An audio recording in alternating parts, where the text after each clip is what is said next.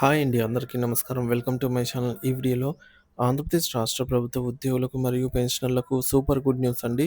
మధ్యంతర భృతి ప్రకటనకు డేట్ ఫిక్స్ 30% ఐఆర్ టేబుల్ విడుదల. దీనికి సంబంధించిన పూర్తి తాజా సమాచారాన్ని వీడియోలో తెలుసుకుందాము. వీడియోని ఎక్కడే గానీ స్కిప్ చేయకుండా చివరిదాకా చూడండి. అప్పుడే ఇన్ఫర్మేషన్ పూర్తిగా అర్థమవుతుంది. వీడియో చూస్తున్న ప్రతి ఒక్కరు వీడియోకి లైక్ చేయండి ఫ్రెండ్స్. వీడియోని తోటి ఉద్యోగ పెన్షన్ మిత్రులతో అయితే షేర్ చేయండి. కొత్తగా మన ఛానల్ చూస్తున్నవారు ఇంకా ఎవరైనా సబ్స్క్రైబ్ చేసుకున్నట్లయితే వెంటనే మన ఛానల్‌ని సబ్స్క్రైబ్ చేసుకోండి. సో, దీని ద్వారా నేను చేసే లేటెస్ట్ వీడియోస్ అన్నీ మీ వరకు రీచ్ అవుతాయి. ఇక ఆలస్యం చేయకుండా వివరాల్లోకైతే వెళ్ళిపోదాము. ఫ్రెండ్స్, ఇక విషయానికొచ్చినట్లయితే ఐఆర్ అంటే ఏమిటి? ఇంటీరియం రిలీఫ్ అండి. ఇది ప్రభుత్వ ఉద్యోగులకు మరియు పెన్షనర్లకు వారి జీతం లేదా పెన్షన్‌తో పాటుగా అదనంగా ఇచ్చే ఒక తాత్కాలిక ఆర్థిక సహాయం. తాత్కాలిక ఆర్థిక సహాయం అని ఎందుకంటామంటే, ఐఆర్ అనేది మనకు కొంత సమయం వరకు మాత్రమే ఉంటుంది. అది ఎప్పుడంటే పీఆర్‌సీ టు పీఆర్‌సీ ఆలస్యమైన క్రమంలో మధ్యలో అయితే సో, నెక్స్ట్ పీఆర్‌సీని ఇంప్లిమెంట్ చేయడం ఆలస్యమైతే ఈ పీరియడ్ ఏదైతే ఉంటుందో మళ్ళీ పీఆర్‌సీ ఇంప్లిమెంట్ అయ్యే వరకు ఆ నష్టాన్ని భర్తీ చేస్తూ ఐఆర్‌నైతే ప్రకటిస్తూ ఉంటారు.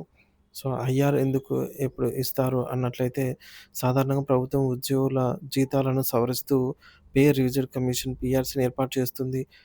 ఈ కమిషన్ ప్రతి 5 సంవత్సరాలకు ఓసారి రాష్ట్ర ప్రభుత్వాలు లేదా 10 సంవత్సరాలకు ఓసారి కేంద్ర ప్రభుత్వం జీతాల సవరణ గురించి సిఫార్సులు చేస్తుంది. అయితే కొన్నిసార్లు పీఆర్‌సీ నివేదిక ఆలస్యం కావచ్చు.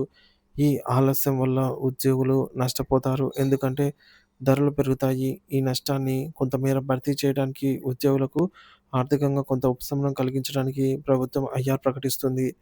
కాబట్టి పీఆర్‌సీ నివేదిక రావడం ఆలస్యం అయినప్పుడు ఉద్యోగులకు ఆర్థిక అవసరాలను దృష్టిలో ఉంచుకొని తాత్కాలికంగా అంటే మధ్యంతర భృతిని ఇస్తారు.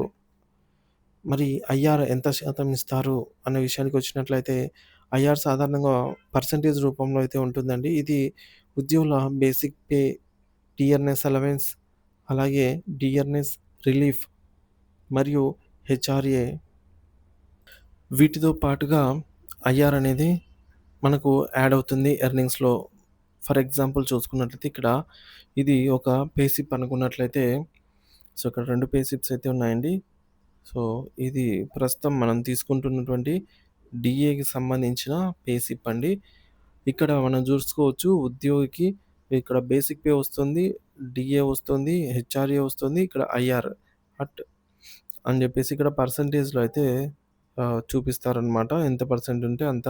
సో, వచ్చిన అమౌంట్ ఏదైతే ఉంటుందో సమ్ వాల్యూ అనేది ఈ వాల్యూ కూడా మనకు గ్రాస్‌లో యాడ్ అవుతుంది. డిడక్షన్స్ పోను మనకు నెట్ అమౌంట్ అనేది హైక్ ఉంటుందనమాట. సో, ఇక చూసుకున్నట్లయితే ఇది ఆర్థిక పరిస్థితులను, ధరల పెరుగుదలను, ఇతర అంశాలను పరిగణలోకి తీసుకొని ఈ ఐఆర్‌ను నిర్ధారిస్తారు. గరిష్టంగా 30% వరకు ఐఆర్ ఇచ్చే అవకాశం అయితే ఉంది.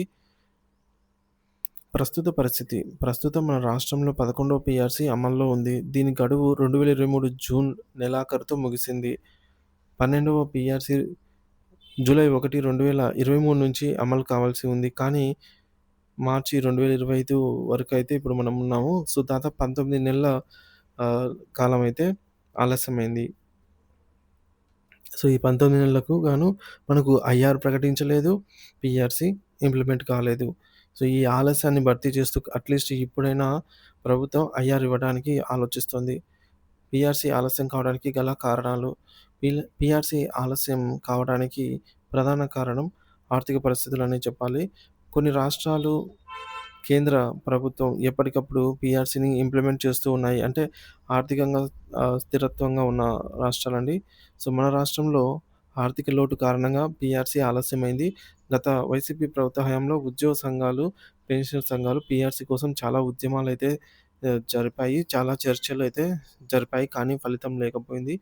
సో, గత ప్రభుత్వంలో మనకు మంత్రి బొత్స గారు చిట్టచివరగా ఉద్యోగ సంఘాలతో మీటింగ్ పెట్టి, మేము ఐఆర్ ప్రకటించటం లేదు.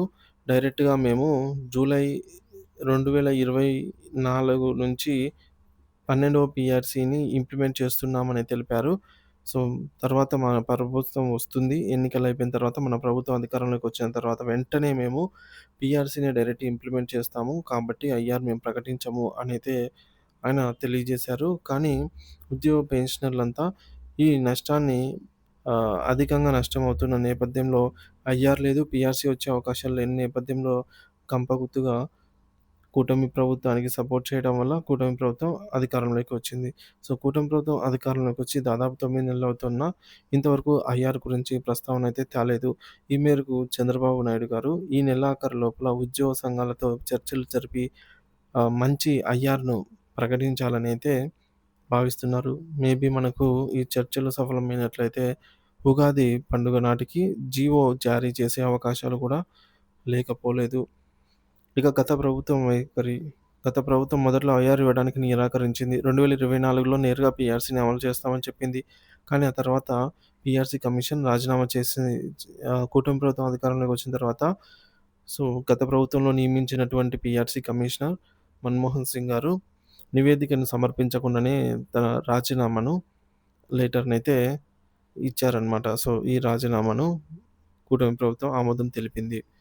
సో, ప్రస్తుత ప్రభుత్వ హామీలైనటువంటి మేనిఫెస్టో చూసుకున్నట్లయితే ఎన్నికల మేనిఫెస్టో ఉద్యోగ పెన్షనర్లకు ఇక్కడ ప్రభుత్వ ఉద్యోగులకు కూటమి ప్రభుత్వం వచ్చిన వెంటనే ఐఆర్ ప్రకటిస్తాం అనేది ఈ యొక్క రౌండ్ ఆఫ్ చేసినట్లంటే ఇక్కడ చూడొచ్చు. ఈ మేరకు ప్రస్తుత కూటమి ప్రభుత్వము ఎన్నికల మేనిఫెస్టోలో ఐఆర్ ప్రకటిస్తామని హామీ ఇచ్చింది. ఉద్యోగులకు కూడా ఈ ప్రభుత్వంపై ఆశలు పెట్టుకున్నారు. అయితే ప్రభుత్వం అధికారంలోకి వచ్చి 9 నెలలు గడిచిన ఇప్పటివరకు ఐఆర్ గురించి ప్రకటన లేదు.